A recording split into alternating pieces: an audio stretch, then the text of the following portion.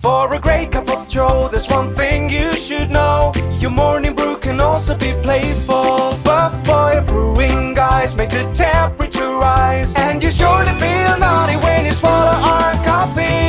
If you want some real heat, give your mouth a fine treat. You will want some more, rest assured. Buff Boy Brewing, you can't get enough of.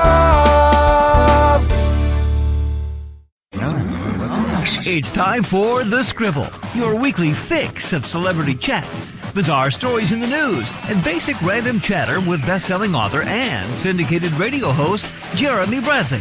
Make sure your seat is in the upright and locked position and your barf bag is securely in place. Here's Jeremy Bradley. Heyo everybody, Jeremy Bradley here. This is The Scribble. Thanks for tuning in on your favorite podcast app. 30 minutes of time-wasting fun, as I always promise, and I don't know that I ever let down on the time-wasting promise thing. But, there's one thing as a non-parent that I enjoy, and that is observing, commenting, and criticizing parents. And, I like to make observations. I usually keep them to myself and when I'm out with my husband, but I gotta share them with you. So here's the deal. If you are a parent today... If you are a parent and you are raising children today, you're probably going to recognize what I'm about to talk about, and you're probably going to get pissed off at me because I'm going to be criticizing your parenting skills.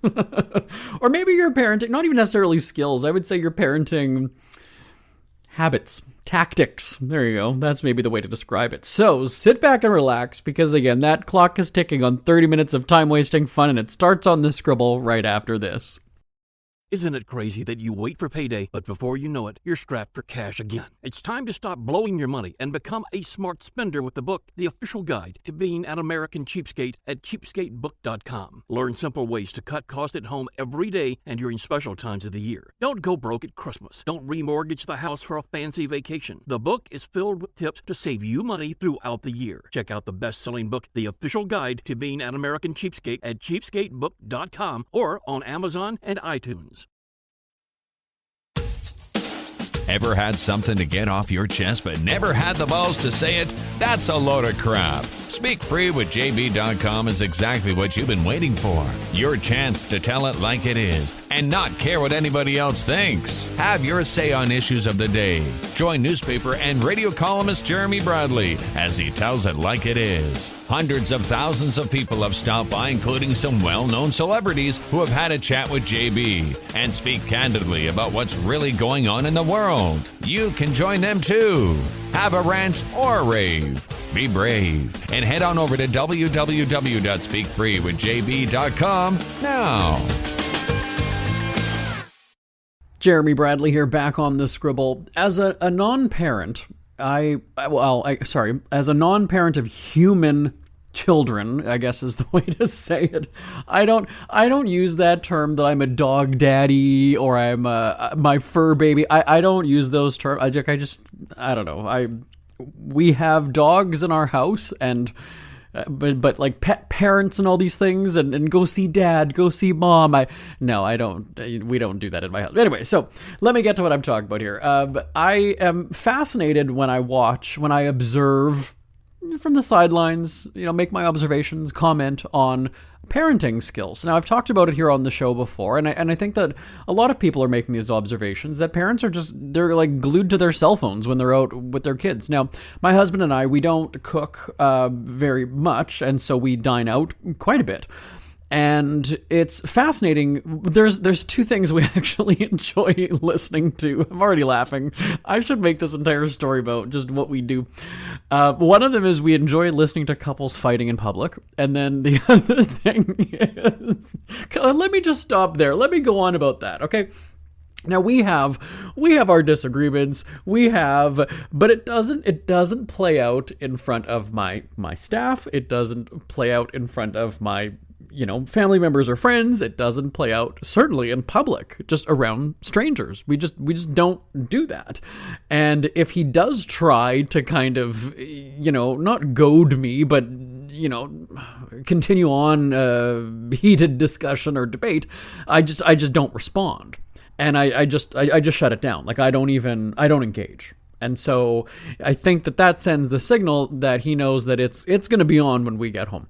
So one of the things that we enjoy is when we're out at a restaurant, usually it's right, because that's typically when people are sitting beside each other and, they're having a discussion or whatever. Sometimes you'll see it, in a mall where they're arguing, the couple is arguing over something, or, doesn't want to buy this, or did you already have enough of those, like that kind of, I'm talking about like the full-on disagreement where, you're sitting a few feet away from them and the back and forth of their conversation, and it might be getting a little louder as they, as the debate or the discussion intensifies. So we enjoy that. Now the other one is the parenting thing. Now we go to, we have our usual, let me just try to think. We go to 1, 2, 3, 4, 5, 6 sort of different restaurants, kind of all in one area of our city. And sometimes there's kids there. We will often go in the middle of the afternoon. So we're going at about 2 o'clock, 3 o'clock, 4 o'clock. And that's a lot of times when kids are getting out of school. Now, in the summer, which is why this observation is still kind of fresh in my mind, in the summer, you've got people, in there all the time because the kids aren't in school and parents might be on holidays, what have you. And I've talked about on this show, and we say how like parents are just totally glued to their phones and ignoring their kids. And there was one time when we were at a restaurant and we had 3 or 4 tables around us. It might have been 4, basically families, where you've got either the one parent and a kid or 2 kids, or the 2 parents and 1 kid, or the 2 parents and 2 kids, whatever. And we've got 2 parents, both on their phones, and the kids are kind of just like either looking around. At one time there was the kid we're assuming this is the mom and dad. I mean, it could be, who knows, a babysitter or whatever, right? But I mean, that's just the assumption we're going on. And sometimes the kids are almost like screaming for attention. And you have to kind of look at the kids and go, they just see like mom and dad's eyes just staring down at this thing, like they're totally ignoring. And then of course, once the kid is old enough, it's the roles are going to be reversed, right? The tables will turn, and then that's when the kid will start ignoring the parents. And we noticed this one time at one of the restaurants where it was the mom and the kid, and the little boy is trying to talk about his science project that he was doing in class. And the mom, she's scrolling or typing or whatever she's doing with her phone in one hand, and then shoveling the food in her mouth with the other. So she's not even taking a break to eat, like, while she's eating.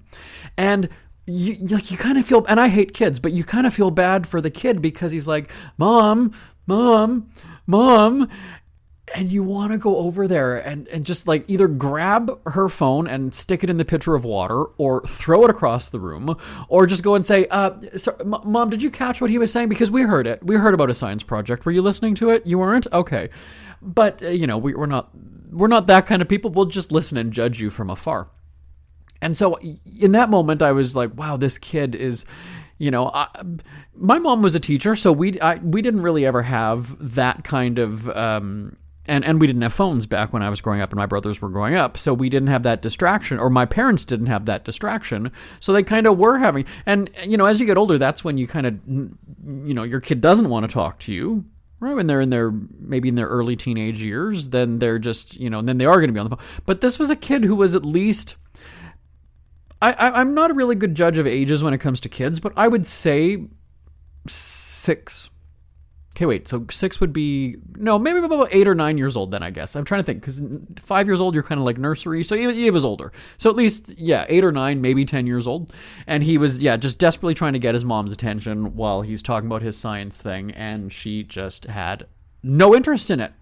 And now that, by the way, that happened several years ago. This wasn't just something recently. That was kind of the first time that I ever really noticed it was, that's at least like 5-6 years ago. That was a long time ago. Now, because once you notice something like that, then it always kind of sticks out in your mind. Like, you recognize it. And so we noticed it this past summer. Now, our friends here in Los Angeles, their kids, most of them have gone back to school this week. So the little rugrats and hooligans aren't going to be in restaurants, and it'll be safe to go back to them now in the daytime. But we noticed that at one of the restaurants where, it's just from the time they walk in the door, like the parent opens the door and is clutching the phone. And I mean, that's also just a rule that I had in my relationship very early on with my husband was, you are not, if you're holding your phone more than you're holding me, throughout the course of the day, that's a problem, especially if we're together. If you're holding your phone and you're not holding me when we're together. And my husband did learn that lesson, and I've shared this story before where I literally threw his phone across the room, broke it, and also kicked him out of the house back when we first, this is years ago when we weren't married at the time. But he was in my house, and I said, that's the rule here, is that, we hadn't seen each other in a while. We were both traveling. We got back after, I think it was 3 weeks that we hadn't seen each other. He had plenty of time waiting at the airport for me. And, we get back to the house, and he was scrolling Instagram and kind of looking at shoes and then showing me. And I had enough. And I said, get the fuck out of my house. Yeah, that's it.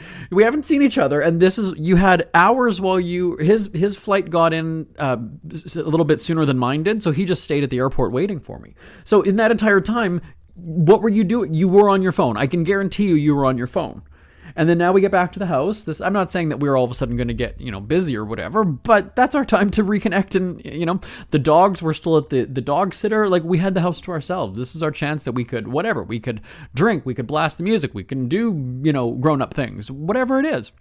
And so that was the line in the sand, and that set the tone for the rest of the relationship. And he has said to other people, I learned my lesson, never did it again. So with these kids and the parents at the restaurant, I mean, I'm sitting here going, wow, you're at this restaurant with your child for half hour, and sometimes they're fast food restaurants, so it's quicker. But a sit down restaurant, I mean, I don't know.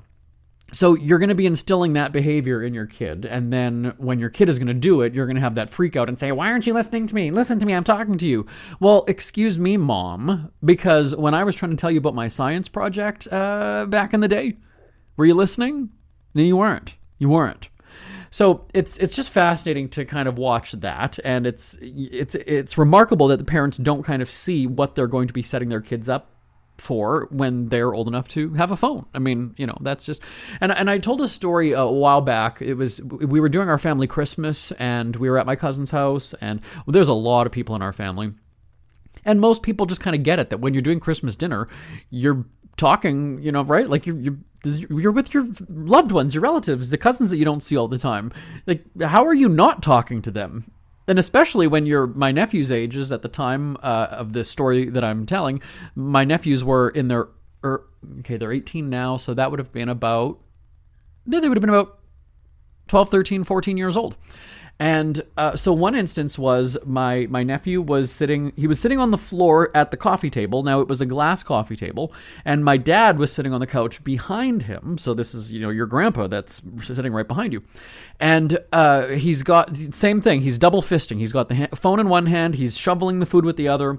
And my dad behind him kind of nudges his, taps his back and says, hey, put down the phone and eat, or, put down the phone and talk with your cousins, or watch TV, or whatever was happening at the time. And so my nephew ended up he said, get the phone off the table, actually, is what my dad said. That's what it was. Because then my nephew then goes and puts his hand underneath, like I said, it was a glass coffee table. Now he's got his hand underneath, and he's scrolling his phone, looking through the glass table. So here's an instance where the kid, that he's doing what you told him to, Grandpa, so there you go. But the fact that the kid was just not going to listen to the grandpa, my dad, I mean, that's not anything that we would have ever got away with when we were kids. And now what's interesting is about this brother that I'm referring to is that, so rewind before he had kids, him and his wife had kids. They've got 2 kids. They're both now 18 and 16, I believe. So we're going back about 20 years when my grandpa was still alive. We would rent out this lodge for our big family Christmas. Like I said, we got a big family. So nobody's house was kind of big enough at the time. So, and it was just easier to go there. We can just use paper plates, whatever it was, disposable. And so my grandpa was vacuuming. We had to clean up the room. My grandpa was vacuuming, and one of my little cousins jumped on the vacuum and was kind of like, wrapped himself around it and was basically making my grandpa kind of give him a ride on the vacuum. And my grandpa said, okay, if that's cute, okay, like get off now. And my cousin did not. That pissed off my brother so bad. My brother was fuming. And he said to me, because remember, he didn't have kids at the time. My brother said, if that's my kid and he didn't listen to, now our grandpa was called Jija, Ukrainian Polish, we called him Jija. If Jija told my kid to stop and he didn't, we'd be outside right now, and I guarantee you it would never happen again. So you fast forward, see where I'm going with this, right? So you fast forward those 16, 18 years, and you want to say to this brother, Trevor, remember you had that whole tough guy thing where it's like, my kid would never do that. Oh yeah, no, we're going to go outside and I will teach him a lesson. Trevor, you have not, because your kid is doing this now. And there's times when, and I see this a lot, where, the parent seemingly puts the foot down and I'm in charge, right? I'm the boss. And the kid just runs roughshod. But it's so bizarre that the parent still thinks that he's got the upper hand. And as a casual observer on the sidelines, you look at this and go, yeah, no, the kid won this one. Sorry, Dad. No, we're giving this round to the kid. It's fascinating. So I really enjoy people watching. And as long as your kid isn't being obnoxious to me, then I'm fine. If your kid is being obnoxious to you and pissing you off and not listening to you, I'm all for that. Now, the other instance that just happened earlier this week was my husband I was by myself, and so I had headphones. I grabbed fast food at a sub place, and so I go in, and this family comes in right behind me, and they were on each other. Like, just you'd think that they were there together all day. They were at each other's throats all day. So the fact that when I open the door and I hold it open for them and they come in and I'm waiting in line and they're behind me and I already hear, so this is dad, mom, girl, boy. So family of 5. When I already hear mom on one of the boys, and then the girl is twirling in the lineup and almost like knocking into people, and people are, carrying their trays or whatever it is. And the dad says stop, but the girl doesn't, or she stops for all of 2 seconds and then does it again. And then the other kid is going to the sanitizer on the wall and just pressing it and then doing it really fast and then doing it again and doing it again.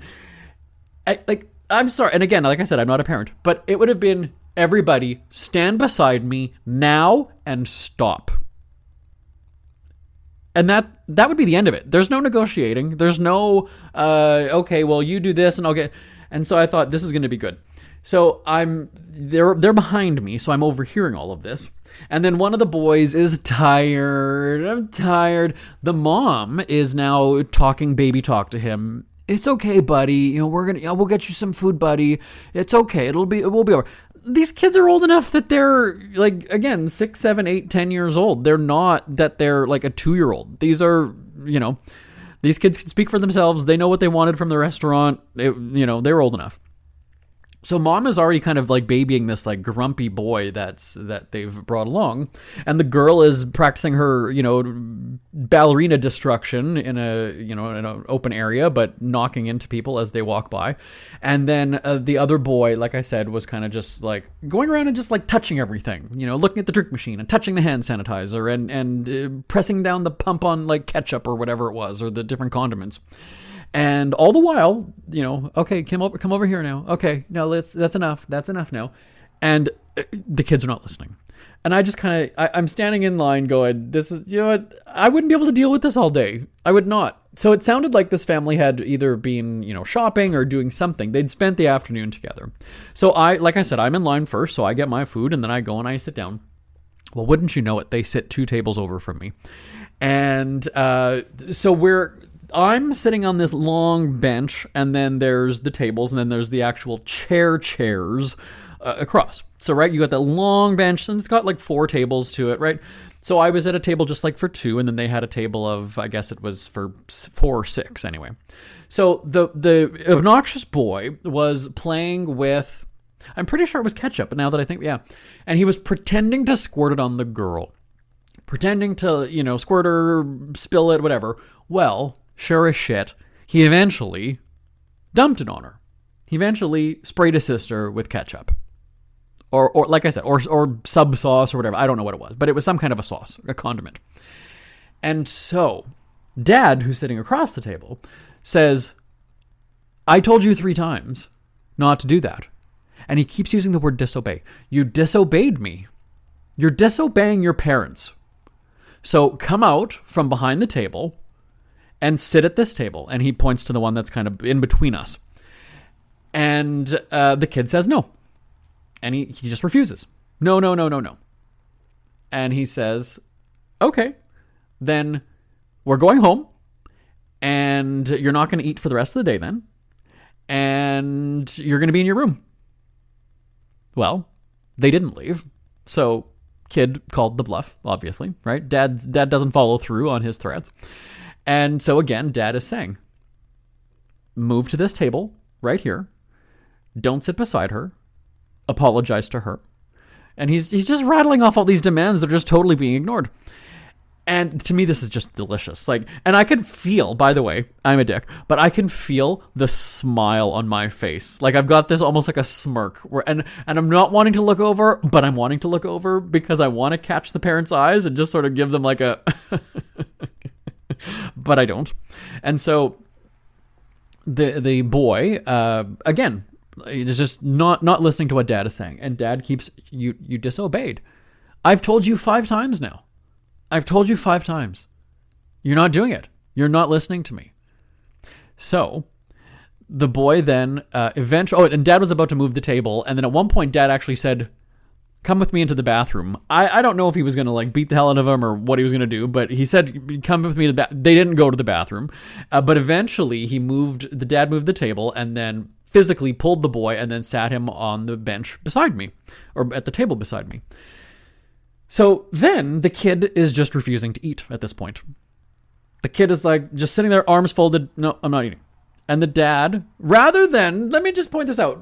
Our parents would have said, fine, go hungry. You'll starve. That's fine. This dad flips it and says, how ungrateful are you? We work hard to pay for that food. And you're just going to let it go to waste? You're just going to throw it out? You don't care? So you disobey your father, and now you don't even and now you disrespect his money. You disrespect everything that I work hard to give you. And I thought, again, that approach we would have, but when it's put to you, you'll go hungry, you'll starve. You're not eating the rest of the day then, so you might as well eat it. The fact that the dad was just you're doing this to me, again, didn't work at all. So again, the kid has the upper hand. The kid's like, well, I'm not going to eat. Not eating. Forget it.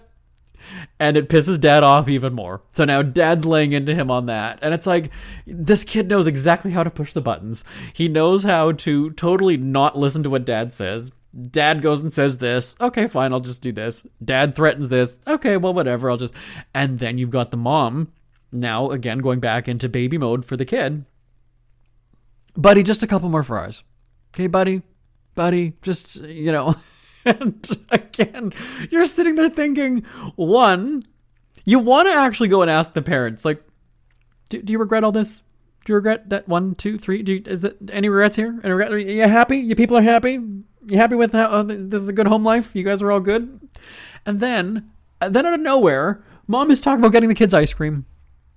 Let's get the kids ice cream. I'm sitting here thinking, what, ice cream for us was a reward. That was, we couldn't just throw a hissy fit in a tantrum and then be rewarded with ice cream. That is not how didn't work for us that way. But this family, and I've seen it quite a bit with others, if you, good job, buddy. You ate all your fries. Good job. Patting you on the head for eating your fucking lunch. I'm sorry. No, we're not. No. That's not, we're not. No.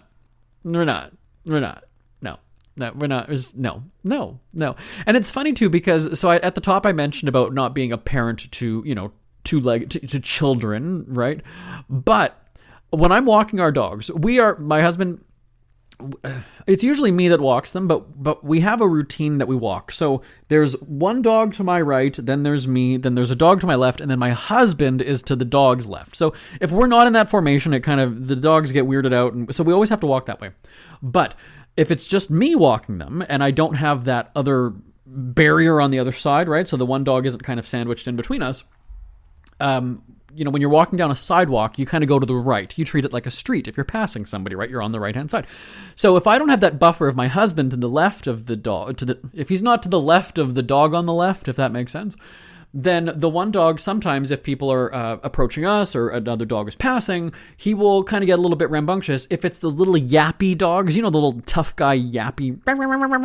I've got a big husky and a golden retriever. My dogs don't bark at other ones when we're walking, but if you're going to do that to my dog, then mine do react. Even if that happens, I'm feeling like, you're not making me look like I'm not in control on this walk. I'm in charge. I'm in the lead. You're not walking ahead of me. You're walking beside me. We don't have those retractable leashes that our dogs are 20 feet in front and zigzagging to the left and to the right and sniffing this and peeing here. No, where we're going on a power walk, my husband's a fitness guy, a bodybuilder. This is a power walk. We're doing this for exercise, fresh air, whatever. We're not sniffing and peeing on every single fucking thing that you see. Every little blade of grass is not getting your piss on it. That's not happening. So even when my one dog will kind of have that little like sort of pull or kind of get like a whiny like and sees another dog, right away, I feel that's a reflection on me, right? Because I'm not in control. My dog is all of a sudden pulling and getting... No, I'm in control. So we shut that down. And I realize that people aren't necessarily judging me because it's like, it's your little rat dog that's yapping and being a nuisance here, but I'm in charge. So I'm not having it. If you're going to be, pulling or doing all this other stuff, then we're going right back home and that's it. And I'm not going to talk to you for the next little while. You need to lay down as soon as we walk in the door. And I'll talk to you when I'm ready. And wouldn't you know it, my dogs have learned. They've learned just from that alone. And now we have pleasant walks for the most part. Like I said, sometimes they'll slip and they just need a quick, reminder. Otherwise, we have great walks. Discipline, there's nothing wrong with disciplining. And that's, I guess, the problem with parents of children is you don't want your kid mad at you. Come on, buddy. There was just a guy, by the way, quickly, we got to wrap this up. We're out of time for the entire show already. There was a guy on The Bachelorette this week. I don't know if you're watching, and it was the very end when he got eliminated, and he calls his mom and he's crying.